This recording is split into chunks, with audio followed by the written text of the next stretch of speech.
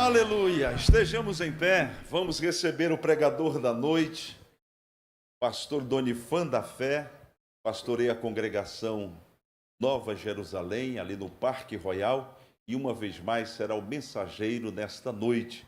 A igreja quer recebê-lo com alegria. Diga, pastor Donifan, Deus seja com o irmão, Deus seja conosco.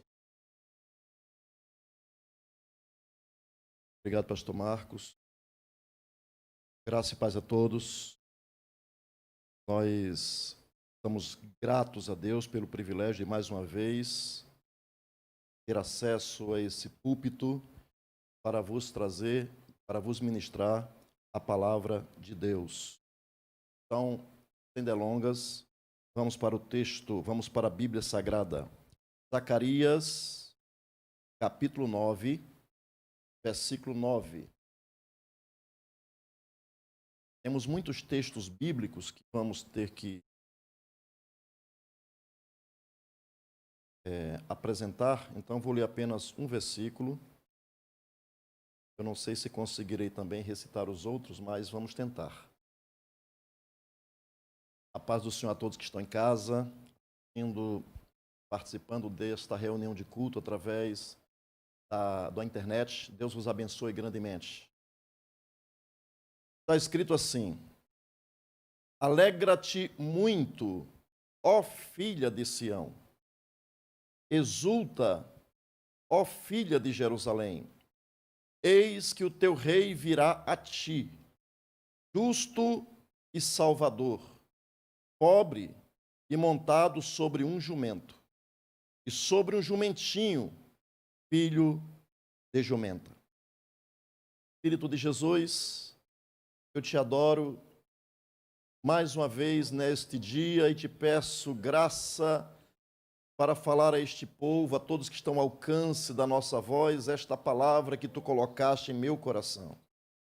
Espírito Santo, ajuda-nos, abre-nos o entendimento. Abre o entendimento do meu irmão, da minha irmã, desta pessoa que está em casa, no trabalho. Abençoa cada um dos que estão aqui no templo central da DIG. Tua presença seja notória, Senhor, através do ardor, através, Senhor, de respostas, através de conversão, através do Espírito Santo, da tua manifestação sobrenatural. Toma o primeiro lugar, em nome de Jesus, que sejam quebradas as barreiras espirituais, que a tua presença, ó Espírito da graça, seja notória em cada um de nós. E que todos digam, por favor, se assente. Podem. Introdutoriamente, na cidade paulista, este 9º capítulo de Zacarias, um livro pequeno, apenas com 14 capítulos.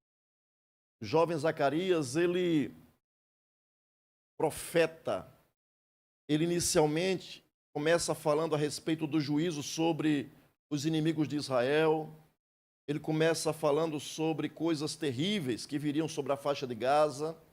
Ele vai argumentando, entre outros fatos, e então, repentinamente, ele faz menção de algo que nos chama a atenção aqui nesse texto. E ele diz aqui sobre Jesus. É uma profecia messiânica.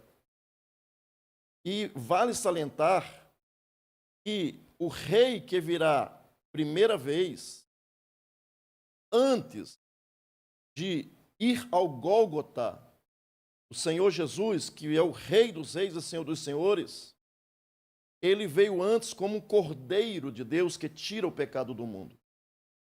Mas o cumprimento definitivo desta profecia, a vinda do rei em glória, como é falado em Mateus, Jesus, no seu grande discurso profético, Mateus 24 e 25, que ali fala da volta dele em glória. Jesus está se referindo a 3 coisas que iriam acontecer. Ele fala que os discípulos perguntaram que sinais haverá da tua vinda, quando acontecerão essas coisas, que sinais haverá da tua vinda, o sinal haverá da tua vinda e do fim do mundo. Quando Jesus ele está em casa, ele responde aos discípulos sobre esses 3 pontos. O sinal da vinda, ele fala sobre o que sinal haverá da tua vinda, ele fala também sobre os outros 2 pontos que eu acabei de recitar, ou de falar, ele fala aqui sobre o fim do mundo. Então, veja, o final da era. Mas quando ele está falando sobre isso, Mateus 24, vai até Mateus 25. Mateus 25, ali nós encontramos o julgamento das nações e também a volta de Cristo, a implantação do reino começa ali em Mateus 25. Mas, enquanto isso não acontece, enquanto este fato não ocorre na história, dentro do espaço-tempo, na humanidade, quando Jesus virá como Rei dos Reis e Senhor dos Senhores, ele veio, esse rei, ele veio, mas ele veio como um cordeiro humilde, um cordeiro que tira o pecado do mundo. Então, antes de vir em glória, ele veio a primeira vez, como diz Hebreus 9, ele aparecerá segunda vez sem pecado. Em Mateus 9, versículos 24 até o versículo 27, tem as 3 manifestações de Cristo na história. E essas 3 manifestações, se você pegar o texto bíblico, der uma olhadinha, você vai ficar maravilhado, porque apresenta Jesus Cristo lá na cruz, apresenta Jesus Cristo hoje no trono e apresenta Jesus Cristo vindo em glória, aparecerá a segunda vez aos que esperam para a redenção. Mas veja, olha o que diz a Bíblia, a tradução viva, que na verdade que nós chamamos de tradução, mas ela não é exatamente uma tradução, é uma paráfrase. Diz assim: alegre-se muito, meu povo, gritem de felicidade, vejam todos, o seu rei está chegando, ele é o justo, o vencedor. Apesar disso, ele é muito humilde e vem montado num jumentinho. Coisa linda. Nós encontramos Zacarias profetizando sobre a vinda do rei, mas antes dessa vinda acontecer em glória, ele viria montado num jumentinho e entraria em Israel. Agora, a abrangência dessa profecia de Zacarias, ela é relevante, irmãos, porque nós encontramos recitado nos 4 evangelhos, 4 evangelhos fazem citação desse fato, ou dessa profecia, e todos eles falam também acerca do cumprimento. Agora, o que me chama a atenção é que, admiravelmente, em cada um dos 4 relatos dos evangelhos, inclusive os sinópticos e o de João, vemos algum outro detalhe para aplicação àqueles que deixam o rei entrar no seu coração. Ou seja, que o recebem. Começamos com a apresentação de Mateus. Eu quero começar aqui, vamos começar do começo. Mateus. Veja, Mateus, capítulo 21, é a entrada de Jesus em Jerusalém. E todos eles fazem questão de apresentar nessa profecia de Zacarias, Jesus montado no jumentinho, filho de uma jumenta, como aparece até redundante, mas é o que está escrito. E quando se aproximou de Jerusalém e chegaram a Betfagé, ao Monte das Oliveiras, enviou então Jesus 2 discípulos, dizendo-lhes: ide à aldeia que está defronte de vós, e logo encontrareis uma jumenta presa e um jumentinho com ela. Desprendei-a e trazei-mo. Então, Jesus disse, olha, vá lá. Jesus deu o lugar, o endereço, deu até o número, hoje seria o número da casa. Você vai lá, lá estará uma jumenta com o seu jumentinho, você vai desprender e trazer para mim. E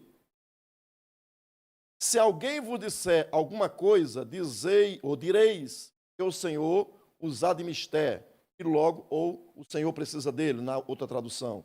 O Senhor precisa dele, e logo os enviará. Ora, tudo isso aconteceu para que se cumprisse o que foi dito pelo profeta que diz: dizei à filha de Sião, eis que o teu rei aí te vem. Olha a diferença. Ele já começa a abordar. Ele não diz vem a ti, aí te vem. É importante isso aqui. Aí te vem, o teu rei aí te vem. Manso e assentado sobre uma jumenta e sobre um jumentinho, filho de animal de carga. E, indo os discípulos e fazendo como Jesus lhe ordenara, trouxeram a jumenta e o jumentinho, e sobre eles puseram as suas vestes, e fizeram-no assentar em cima. E muitíssima gente estendia suas vestes pelo caminho, e outros cortavam ramos de árvores e os espalhavam pelo caminho. Estando em Jerusalém, toda a cidade se alvoroçou, dizendo: quem é este? E a multidão dizia: este é Jesus, o profeta de Nazaré da Galileia. E entrou Jesus no templo de Deus. O templo de Deus. Entrou Jesus no templo de Deus. É bem enfático, o templo de Deus. E expulsou todos os que vendiam e compravam no templo. E derribou as mesas dos cambistas e as cadeiras dos que vendiam pombas para o sacrifício. E disse-lhes: está escrito, a minha casa será chamada casa de oração, mas vós a tem convertido em covil de ladrões. Veja, queridos, o que é que nós podemos aprender desse texto? É que em Zacarias 9 está escrito: eis aí vos vem o teu rei. Ou seja, ele vem a ti agora. E quando Jesus chega, ele entra no templo, ele expulsa os cambiadores, aqueles que trocavam quando as pessoas... Era um bom negócio o templo, pastor Marco. Naquela época o templo era um negócio, porque eles tinham que pagar impostos para Roma, e o imposto era caro, tudo estava na mão dos romanos, e eles tinham que cobrar, porque o sumo sacerdote, ele cobrava o imposto do templo, e o imposto no templo, ele não era barato. Então, se você ia de Nazaré para Jerusalém para oferecer sacrifício, então você não tinha como carregar o seu cabrito, às vezes, longe, muito subindo, 850 metros acima do nível do mar. Então, quando chegava lá, não tinha condições. O que é que eles faziam? Guardavam dinheiro. Quando chegava lá, eles trocavam aquele valor pelo dinheiro do templo. Existia uma moeda do templo. E quando eles trocavam a moeda do templo, agora sim, eles compravam o cordeiro, comprava as pombas, quem era mais pobres, comprava o animal que, de acordo com o sacrifício que eles iriam exercer ou iriam fazer no templo de Deus. Aqueles cambiadores eram pessoas que usurpavam. Por quê? Porque eles cobravam, o imposto era alto. Você está aparecendo hoje os mercados no Brasil. Estão aproveitando que a situação está delicada, então um quilo de alho está um absurdo. Ovo que era R$10, 30 ovos R$10, hoje você compra até por R$30. Então o que é isso? São pessoas que estão se aproveitando do momento para sugar do povo. Esse problema não é novo. Na época de Jesus já acontecia isso. E eles aproveitavam muito bem a sua roupagem sacerdotal, eles aproveitavam muito bem as suas funções de levitas, porque eles se tomavam, faziam aquilo e usavam para o templo, para pagar o imposto, mas também para viverem regaladamente. Jesus viu isso.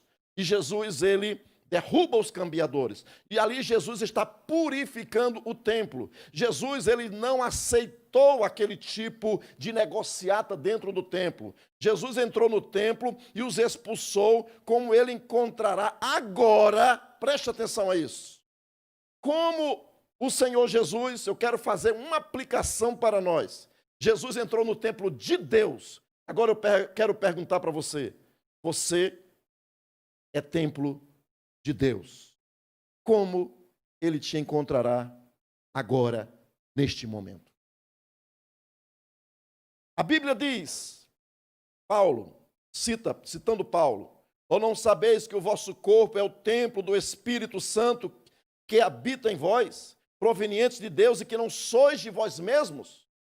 Nós encontramos ainda Paulo: porque fostes comprado por bom preço. Glorificai, pois, a Deus no vosso corpo e no vosso espírito, nos quais pertencem a Deus. Então, Paulo está dizendo que nós não somos de nós mesmos. Paulo está dizendo que ele não tem mais vida particular. Paulo está dizendo que agora ele é de Cristo. Assim também, todos aqueles que se renderam a Cristo, nós não temos mais vida particular. A minha vida particular não é mais minha, não é mais privada, ela pertence ao Senhor Jesus, que é o nosso Rei. A Bíblia deixa bem claro: o Rei virá a ti. Então, quando ele entrou em Jerusalém, como é que ele encontrou Jerusalém? Estava uma bagunça, estava todos se aproveitando dos outros. Hoje, como está o templo do Espírito Santo de Deus? Como está o templo de Deus? A tua vida, como é que está? É uma vida egocêntrica? Quem manda em você é você? Você tem seus sonhos, seus projetos firmados em você mesmo, no braço de carne, nas suas compreensões, nas suas axiologias? Ou seus projetos estão dominados pela presença do Espírito Santo de Deus? O que você faz é para a glória dele? Ou o que você faz é para a honra dele? Ou o que você faz é para a sua glória, vivendo o seu momento, o aqui e agora? Como você está vivendo aqui e agora? O templo que não é seu, é de Deus. Como você recebe o Senhor, o Rei dos Reis, esta noite?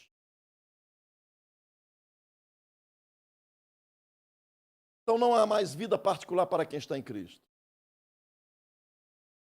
Deus interrompe a nossa vida, irmãos.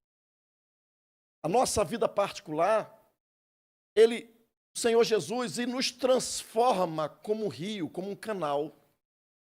A nossa vida agora deixou de ser nossa, agora é um canal. Um canal fundo, um canal largo, onde flui o rio do Espírito, onde os projetos de Deus acontecem, passam por nós. De um lado está a presença de Deus, do outro lado está o mundo, mas no meio passa a vida, no meio passa a presença de Deus. Na minha vida está a presença de Deus. Como está o canal de Deus na tua vida? Você que é templo de Deus, como você está vivendo? Como você recebe o Rei hoje? Me lembro o texto de Gálatas, capítulo 2, versículo 21. Já estou crucificado com Cristo e vivo, não mais eu, mas Cristo vive em mim. E a vida que agora vivo na carne, vivo na fé do Filho de Deus que me amou e se entregou a si mesmo por mim. Então, você não é mais de si mesmo, você agora vive para o Rei. Diga graças a Deus. Eu também posso citar João 7,31, o teu Rei. Ele santificou o templo. A nossa vida precisa ser santificada para receber, para ter em nós a presença do Rei. Diga glória a Jesus. Somos chamados, queridos, para sermos semelhantes a Cristo. Nós somos chamados para viver como Ele viveu. Nós somos chamados para ser a imagem do Senhor Jesus. Na primeira carta de João, no capítulo 3, no versículo 2, ele cita isso. Nós seremos semelhantes a Ele, porque assim como Ele é, nós o veremos. Mas veja, De sorte que haja em vós o mesmo sentimento que houve também em Cristo Jesus, que sendo em forma de Deus, não teve por usurpação ser igual a Deus, mas ele achado na forma humana, ele esvaziou-se. Então, nós precisamos nos esvaziar, nós precisamos nos colocar à disposição, e não fez como a si mesmo como de nenhuma ele fez a si mesmo como de nenhuma reputação. Ou seja, a prioridade de Jesus não era a vontade dele, a prioridade de Jesus era a vontade do Pai. Assim precisa ser com todos que estão em Cristo Jesus. Se alguém está em Cristo, nova criatura é. As coisas velhas já passaram, eis que tudo se fez novo. E isso não provém de vós, mas de Deus, que faz todas as coisas. Segundo ponto, ou percepção, que se pode observar dessa profecia, está em Marcos capítulo 11, versículo de 1 a 14. E eu vou tentar, pelo menos, explicar para vocês, porque se vai tomar muito tempo, mas deixa eu pegar um ponto aqui. E logo que se aproximaram de Jerusalém, de Betfagé e de Betânia, junto ao Monte das Oliveiras, enviou 2 de seus discípulos. Eles foram, soltai o jumentinho, a mãe e o filhote, e trazei-o. Foram encontrar o jumentinho. Quando eles estavam voltando, veja o versículo 8. Versículo 8. E muitos estendiam as suas vestes pelo caminho, e outros cortavam ramos das árvores e os espalhavam pelo caminho. E aqueles iam adiante, e os que seguiam clamavam, dizendo: Hosana, bendito que vem em nome do Senhor, bendito o Rei, bendito o reino de nosso pai Davi, que vem em nome do Senhor, Hosana nas alturas. Agora veja o versículo 11. Jesus entrou em Jerusalém, no templo, e tendo visto isso, tudo em redor, como se fosse já tarde, saiu para Betânia com os 12. E no dia seguinte, saíram de Betânia, teve fome, e vendo de longe uma figueira, que tinha folhas, foi ver se nela acharia alguma coisa. E, chegando a ela, não achou senão folhas, porque não era tempo de figos. E Jesus, falando, disse-lhe: nunca mais coma alguém fruto de ti, para sempre. E os seus discípulos ouviram. Ele vai procurar um lugar para dormir, para ficar com seus discípulos. E no dia seguinte, ele tem fome, mas ele vê folhas numa figueira.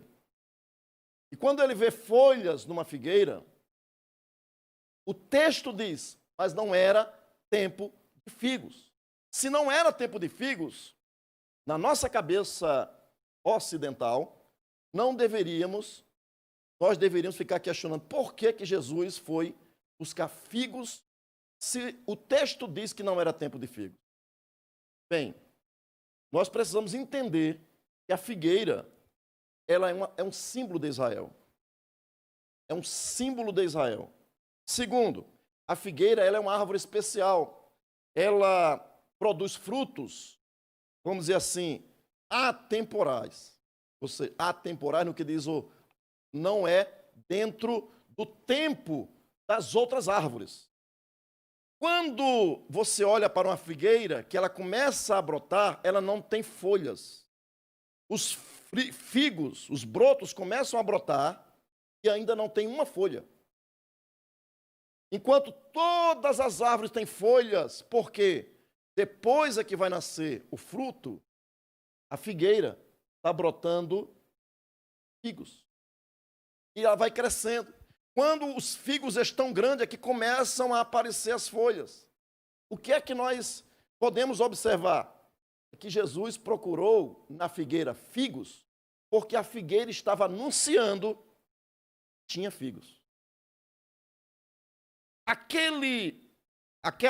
Vamos usar uma expressão, aquela atitude da figueira era uma pregação para o mundo, representava a Israel o que Israel estava vivendo. Israel tinha a promessa, filhos de Abraão, promessa do Messias, tinha o templo, o lugar de adoração, tinha as promessas de Deus, de que Deus estava com eles. Então eles achavam que não iriam ser destruídos, Deus não iria destruí-los, Deus iria poupá-los, simplesmente porque ele tinha o templo, tinha a revelação, tinha a promessa do Messias, era um filho de Abraão. Então eles achavam que Deus não iria mexer com eles por causa dessas coisas. Só que eles estavam apregoando uma coisa, mas a vida nacional era outra.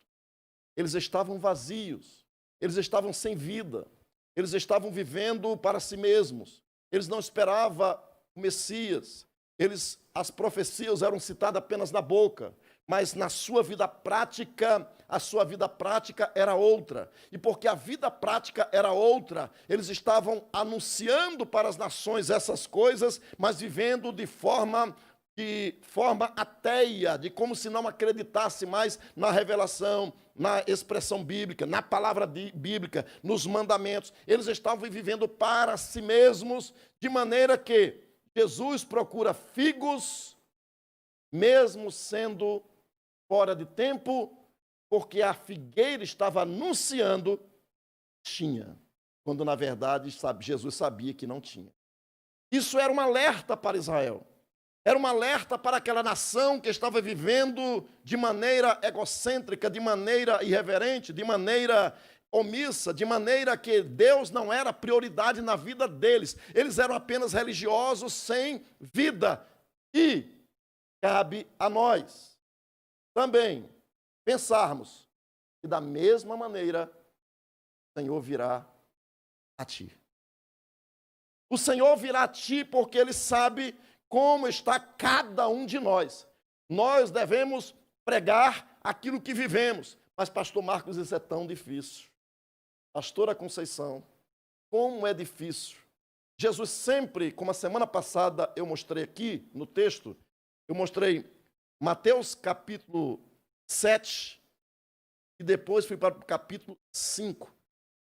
Duas naturezas.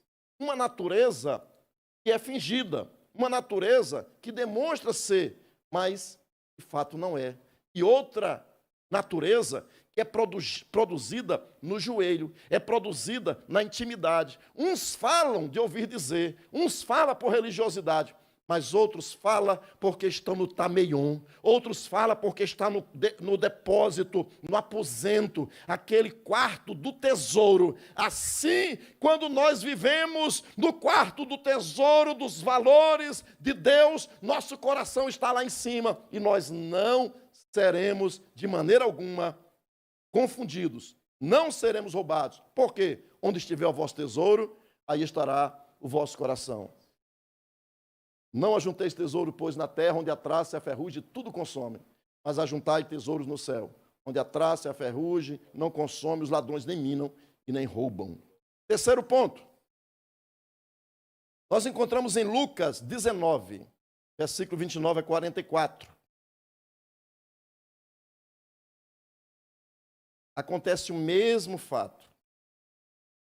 Só que tem no versículo 41 e 42, está escrito assim: e quando iam chegando, vendo a cidade, chorou sobre ela, dizendo: ah, se tu conhecesses também, ao menos neste teu dia, o que a tua paz pertence, o que a tua paz pertence.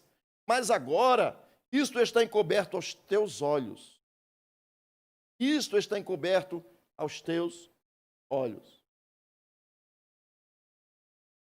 Esse texto fala, Jesus está olhando o período em que Israel, como nação, ficaria cega espiritualmente. Não teria discernimento mais sobre a salvação. Eles não entenderiam sobre o propósito de Deus, o propósito espiritual para aquele povo. Então, o cumprimento profético ou da profecia antigo-testamentária de Zacarias 9, versículo 9, há também um aspecto profético nos tempos finais. O Senhor chorou amargamente sobre a cidade de Jerusalém.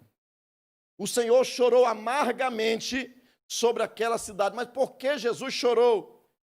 Por expressar a profecia extremamente triste, que mais tarde se cumpriria duplamente. Em Jerusalém não ficaria pedra sobre pedra.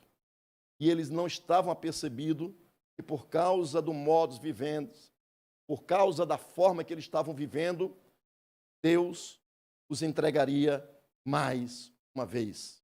No ano 70, depois de Cristo, a mando do general Tito, cercou Jerusalém e ali ficou algum tempo, e naquele cerco morreu muita gente. Muita gente. Inclusive, quando a Bíblia diz, Jesus diz, ai das grávidas, Jesus estava se referindo àquele período do tempo de Jerusalém destruído, cercado e destruído no ano 70. Porque no ano 70, os soldados, eles queriam saquear. Os soldados geralmente eram mercenários. Eles iam ali contratados por Roma. E quando eles entravam na cidade, eles pegavam os despojos. E eles sabiam, eles tinham espiões, eles espiavam todos os lugares antes de invadir. Eles sabiam que lá em Jerusalém, o lugar do tesouro era o templo. Lá dentro do templo tinha o cartório, onde todas as pessoas, os cidadãos, eram ali catalogados. Mas havia tesouros, vasos de ouro, pedras preciosas.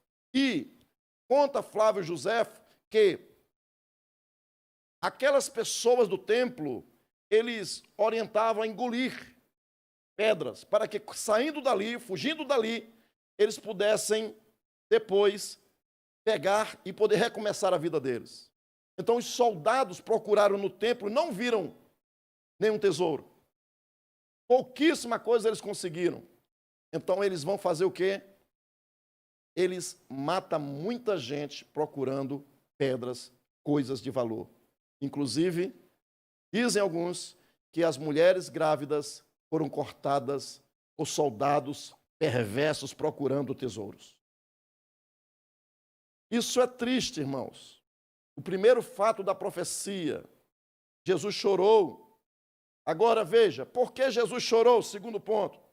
Porque os judeus seriam cegados em relação ao plano da salvação, eu já citei aqui. Veja o que diz Romanos 11, versículo 25 e 26.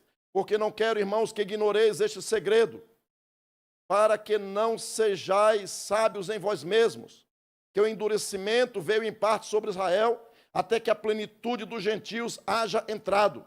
E assim todo Israel será salvo, como está escrito, de Sião virá o libertador e desviará de Jacó as impiedades. Então, há uma profecia sobre isso, lá de Zacarias. E Jesus, sabendo disso, Jesus observa, Jesus chora por causa da condição espiritual deles. Mas eu quero também fazer uma aplicação para nós aqui hoje.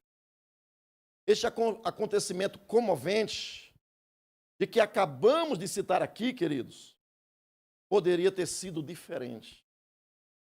Poderia ter sido diferente para muitos que estavam ali de acordo com a atitude de crer, depender de Deus. Se Israel tivesse dado ouvidos, se Israel tivesse dado ouvidos, tudo seria diferente.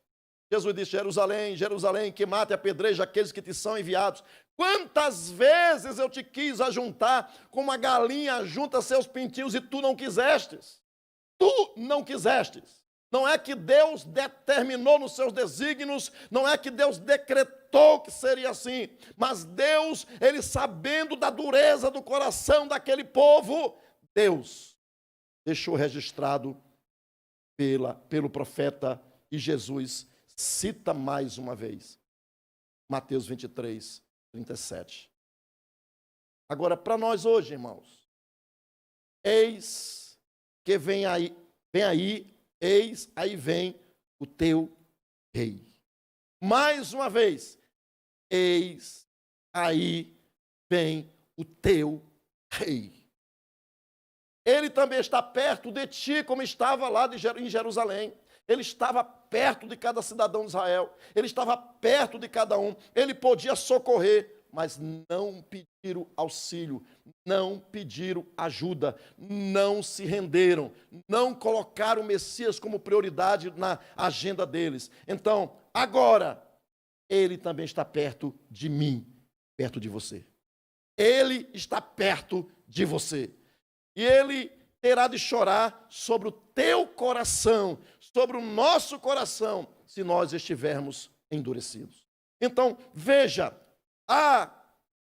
Lucas 19, 40. A cegueira é uma coisa terrível.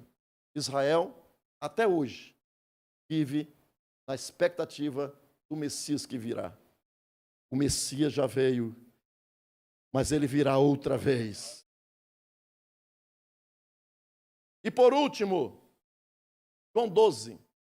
Em João 12, versículo 12 a 32, o relato também segue na mesma linha, diz assim: no dia seguinte, ouviu-se uma grande multidão que viera à festa que Jesus vinha a Jerusalém. Tomaram ramos de palmeiras, saíram-lhe ao encontro e clamavam: Hosana, bendito que vem em nome do Senhor. E achou Jesus um jumentinho, veja, achou Jesus um jumentinho. Assentou-se sobre ele, como está escrito: não temas, ó filha de Sião, eis que o teu rei vem assentado sobre o filho de uma jumenta. Os seus discípulos, porém, não entenderam isso no princípio. Mas, quando Jesus foi glorificado, então se lembraram de que isso estava escrito dele e que isso lhe fizeram. A multidão, pois, que estava com ele, quando Lázaro foi chamado da sepultura, testificavam de que o ressuscitaram dos mortos. Pelo que a multidão lhe saiu ao encontro, porque tinham ouvido que ele fizera este sinal. Disseram, pois, os fariseus entre si: vede que nada aproveitais? Eis que todos vão após ele. Alguns gregos vão querer ver Jesus agora. Veja. Ora, havia alguns gregos entre os que tinham subido a adorar no dia da festa. Estes, pois, dirigiam-se a Filipe, que era de Betsaida, da Galileia, e rogaram-lhe, dizendo: Senhor, queríamos ver Jesus. Filipe foi dizê-lo a André. E então André e Filipe o disseram a Jesus. E Jesus disse-lhes, Jesus lhe respondeu, dizendo: é chegada a hora em que o Filho do Homem há de ser glorificado. É chegada a hora em que o Filho do Homem há de ser glorificado. Na verdade, vos digo que se o grão de trigo caindo na terra não morrer, fica ele só. Mas se morrer, dá muito fruto. Segundo, o quarto aspecto abordado pelo evangelista João é sobre dar muito fruto. João aborda isso não apenas aqui no capítulo 12, mas também no capítulo 15, quando ele fala sobre a vide.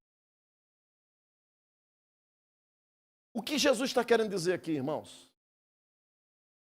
Quando os arqueólogos, eles entraram na câmara, uma das pirâmides, encontraram ali a tumba de Faraó, eles também descobriram naquele lugar grãos de trigo.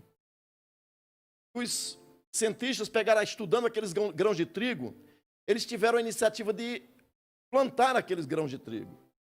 Milênios depois da morte, milênios, e foi, aquele grão de trigo estava ali.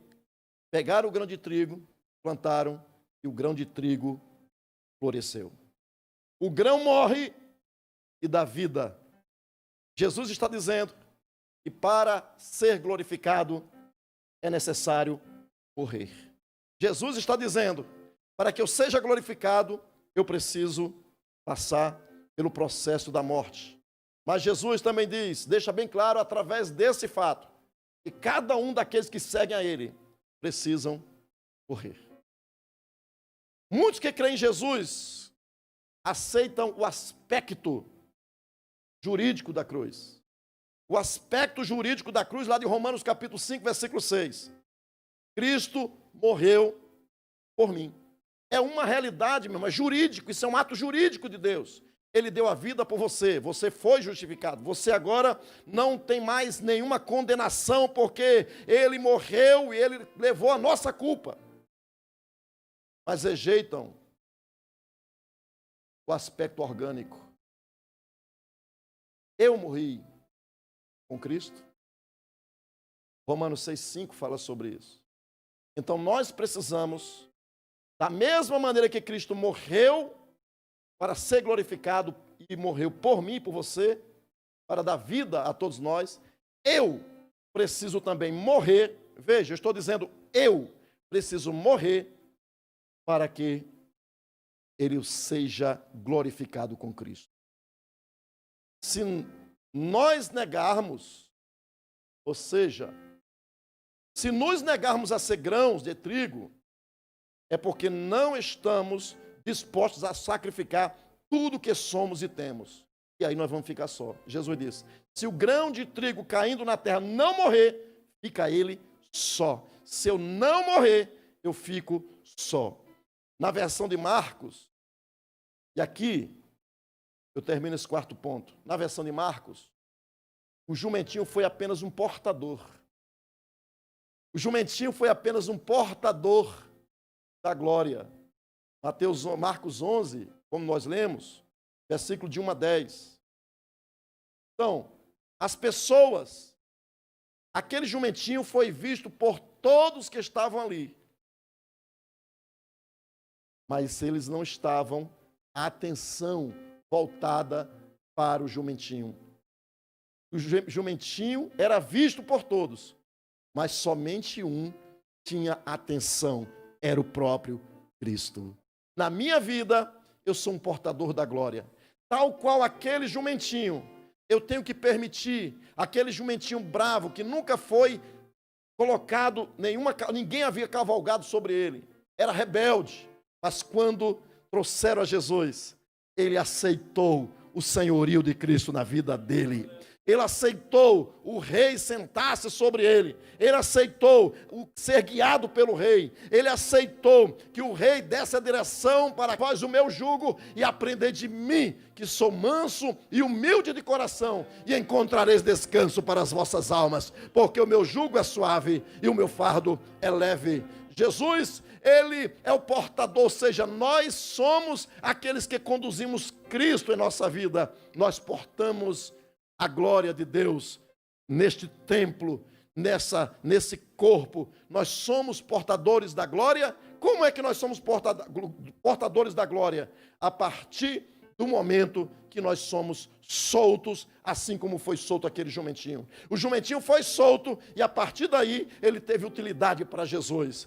Como nós precisamos, nós mesmos precisamos nos colocar como aquele jumentinho. E levaram o jumentinho a Jesus. Lançaram sobre ele as suas vestes. E assentou-se sobre ele. O jumentinho passou a ser visto por todos.